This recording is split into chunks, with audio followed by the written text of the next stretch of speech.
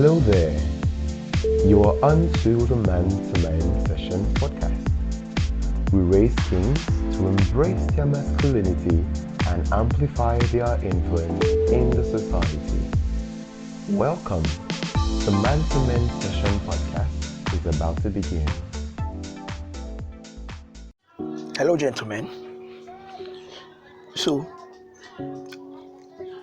just in case you're listening to this session and you're wondering how you can actually overcome porn or the addiction to porn, you can go and search the previous episodes. I have taken out time to talk about the 4 different stages of porn addiction and how you can overcome porn addiction in each of the stages.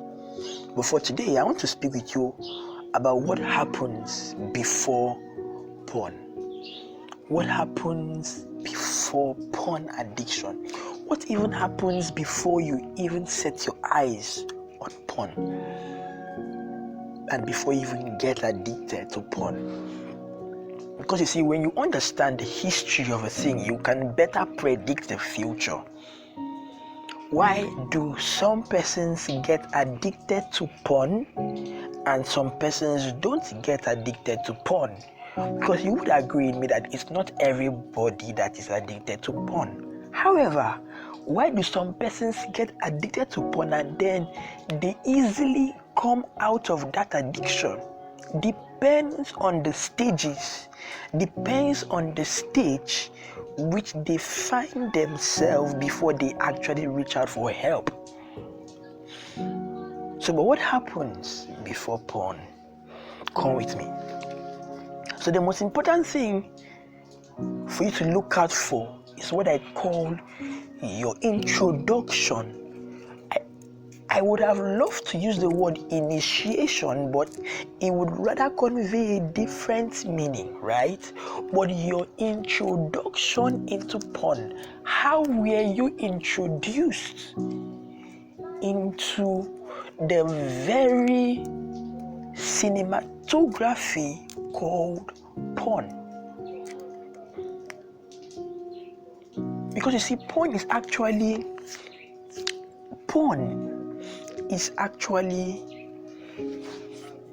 a filmatic display of the act of intimacy, the act of sex, as nude as possible, with the intention of getting the viewers to visualize themselves in that very act. Porn is not just for entertainment. No, it's not. You see, there are movies that you watch. Have you watched documentaries? You know, when you watch documentaries, what happens to you is not the same thing that happens to you when you watch some superhero movies. When you watch some superhero movies, take for example Spider-Man, Iron Man and the rest, Marvel movies, you want to put yourself in the character. Yes, you want to put yourself in the scene of the character. But when you watch documentary, it is informative in nature. Porn is not informative in nature. In fact, porn is not just entertaining in nature alone. Another example. Have you not watched? How many of you have watched Titanic movie and then you wished, or Romeo and Juliet, right? And you wished to play the scene of Romeo, or you wish to play the scene. You get what I mean, right? How many of you watched Titanic or Romeo and Juliet? You wish to play the dying scene? None of you. I wouldn't, right? I wouldn't. The part I want to play is the part of the guy that the part of the people that live to tell the story. Now, those are, this is not about literature, right? This is beyond literature. Yes, but this has to do with the hormones that are released, hormones that are secreted in your brain. Probably, right? Probably in the next episode I will take time and talk about the hormones, probably, right? I might take time and talk about the hormones that are secreted when you watch porn. But you see, the same hormone that is secreted when somebody takes cocaine is the same hormone that is secreted when you watch porn. The scenes of porn are not made to be entertaining in nature, but they are made to be addictive in nature. Yes. The viewer is not watching it because he wants to be entertained. The viewer is watching it because he wants to replace, right? He wants to replace the void of his unavailability and inability to have sex at that moment. He watches it because he wants to satisfy an immediate pleasure or a pending pleasure that is yet to be stirred up. But this is for the viewer that is already watching it. But what happens before you watch it?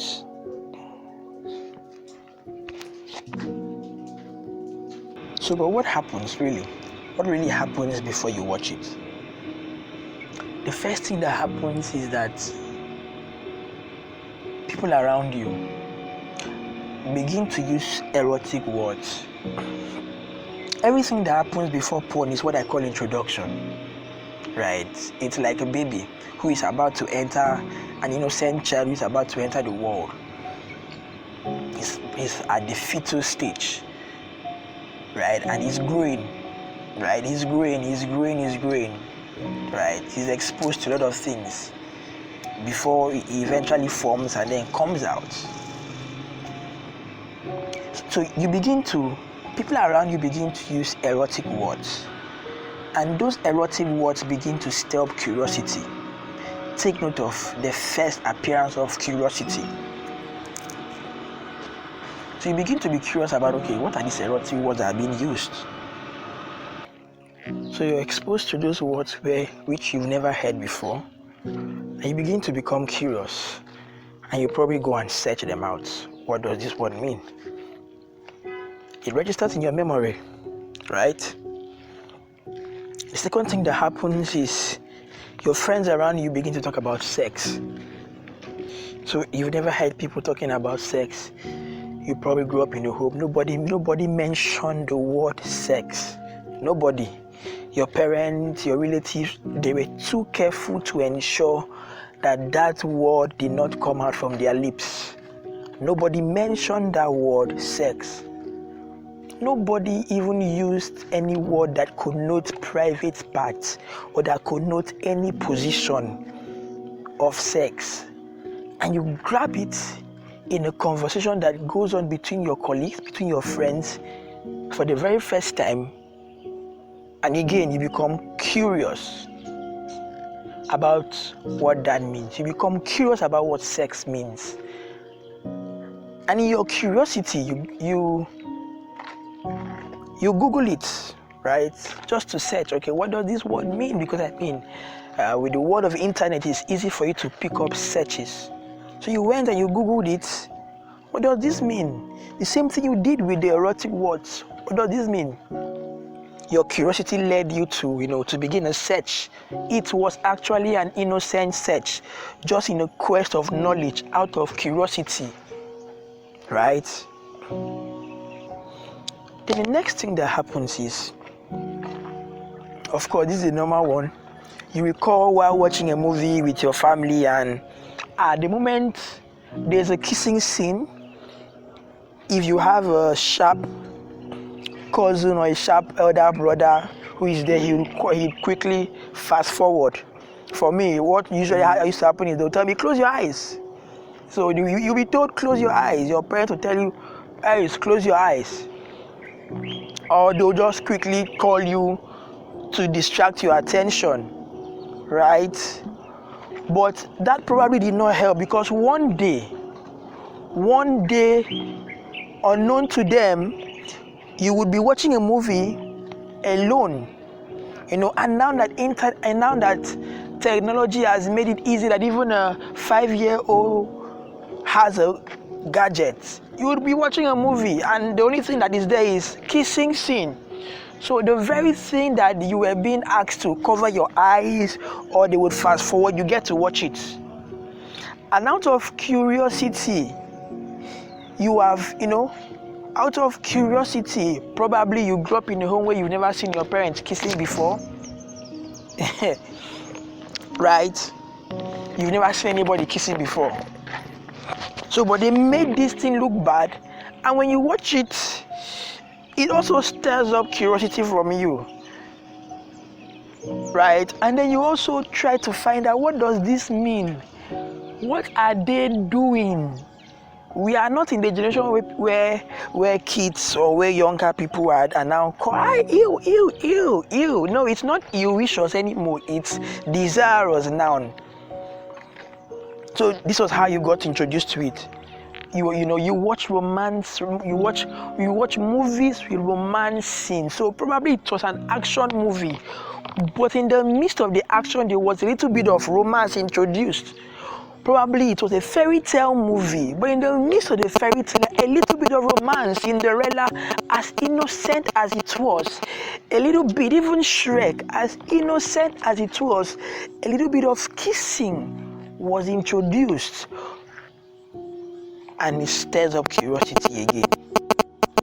Now, this next point is the most important point, which leads many persons into the trap. I call it a trap, and you will know why I call it a trap soon. In all of this that is happening, your curiosity has spurred up. No one educates you about sex. Nobody actually takes time to educate you about sex. No one. Your family puts an X on it. Nobody takes out time to tell you the benefits, the advantages, the disadvantages of sex. You are left curious and you are left wondering, and the only material you have to your availability to question knowledge and to grasp, the very little identity that presents itself with all of the curiosity ranging and ravaging around your head is Google. Your parents feel, or your relatives, everyone, your guardian feel that it is wrong, totally wrong to allow a child to know about sex. This reminds me of sometime last year, where I worked before. A video was being made of people who were caught having sex, and it was sent to a lady's WhatsApp, and then the lady forwarded it to someone else. While they were watching it was actually a disgusting video, right? Immediately she called her other friend and said, "Make sure you delete it from your phone. No, make sure you delete it. I am deleting my own now. Don't allow your children to watch it. I won't even allow my children to watch it." And I paused. And I could understand where they are coming from. Yes, it is totally wrong to allow their children to watch it. In fact, I had to ask, I hope they have not watched it though. Oh, of course, it is totally wrong for children to watch it. But the thing is, let's tell ourselves the truth. Do you think that by preventing them from watching it, they will not watch it? I'm taking my time to share this so that you will know and you will remember that the same way you were introduced into porn or into a sex scene, there's a tendency that in case you are married or in case you're yet to be married, or you're a parent or you're a future parent, because I know, of course, all guys listen to this, right? You're either a future dad or a currently existing dad. You need to know that your children already have the knowledge, but you cannot shy away from the education. Because you see, family Family is the basic foundation for everything. Everything. You cannot leave your children to chance. You must educate and you must talk about everything in the family. You are their first teacher. You are their first everything. They learn, the family forms 70% of what the child grows up with. If you allow some gaps in their life, they will pick up those things from their environment and then their friends. If environment and friends cannot provide those information, then they will go to Google, the internet.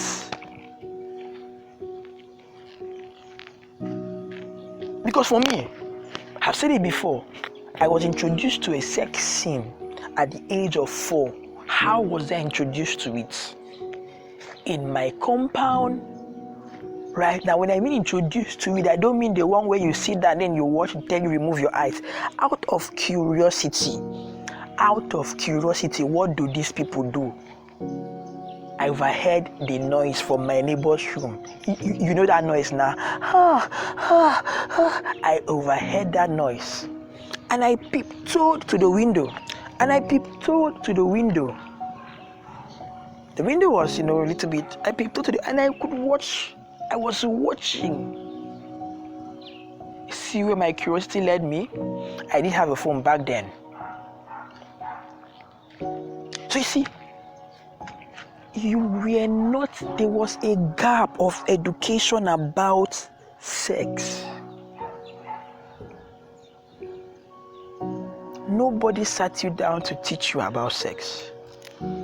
Teaching you about sex is not telling you should have sex. It's guiding you properly about the curiosity that stems up. Again, note the word curiosity. Then the next thing that happens is when you're among your friends and they're having erotic conversation, they're having perverse and vulgar conversations, you don't know if you should leave them or not. Those conversations doesn't make sense to you, and you began to feel left out. So in a bid to feel among them, in a bid to have what to say when they are having such conversations, your curiosity took you again to the internet to dig deeper, to ask, to question, to get materials. Unknown to you that you fell for the bait. Now for others, your introduction may not have been through this process. Your introduction could have been through a relationship, but the item of curiosity was there. It could have been through a relationship that you were introduced to porn. For others, your introduction could have been that you were molested. It could have been through molestation that you were introduced. But you see, after your introduction period, months later, you then realize that it was actually a trap, because in the first instance it looked desirable, it looked pleasurable, it looked like something you want to do. It actually looked like something you enjoyed watching. But you realized it was a trap when you noticed that you could not do without it. You tried to stop yourself from watching it, but your desire was stronger than your will.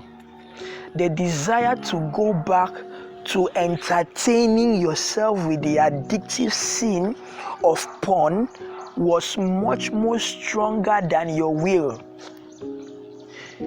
You had a desire to stop, and you also had a desire to continue, but there was no will to back up your desire to stop. No, there wasn't.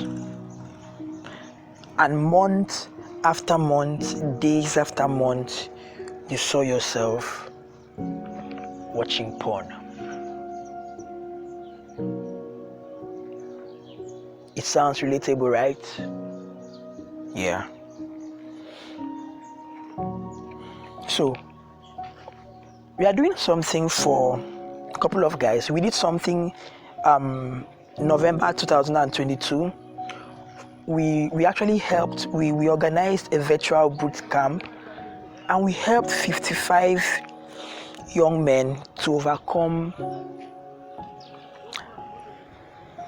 the bad habit of addiction and to form new habits that could help them sustain and shield against addiction.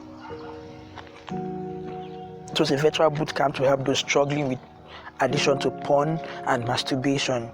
So this year, come June 2022, we are going to be having another boot camp. The last one we held was 30 days boot camp, right? But this next boot camp is going to be 2 weeks. It's going to be 2 weeks. So it's Judas Pride. It's titled Judas Pride. So you can join the wait list. You can actually join the wait list. So in order to join, if you want to join the wait list, so that once we start registration, you will be contacted. You can quickly go to your browser. That is if you are struggling with porn and you need help to break out of this addiction.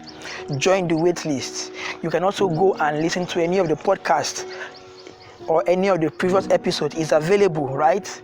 It's available. Those materials will help you. But if you also want to join the wait list, to join this bootcamp to help you break out, so the link is bit.ly/JUD,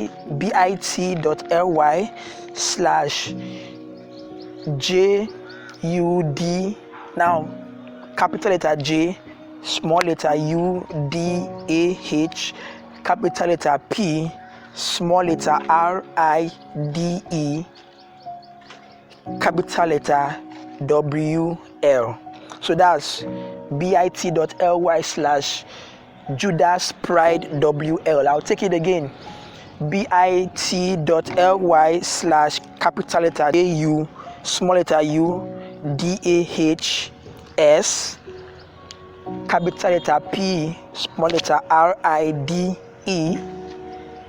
capital letter WL. We've come to the end of this session. I hope you learned, and I hope you understood what happens before porn. Like I said,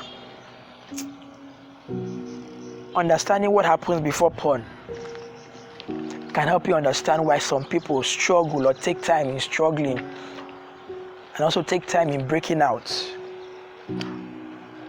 But let me answer a question that someone asked me a couple of days ago. Is it possible to overcome the addiction to porn and masturbation? Oh, in case you didn't know, because I did not mention it, but in case you didn't know, right?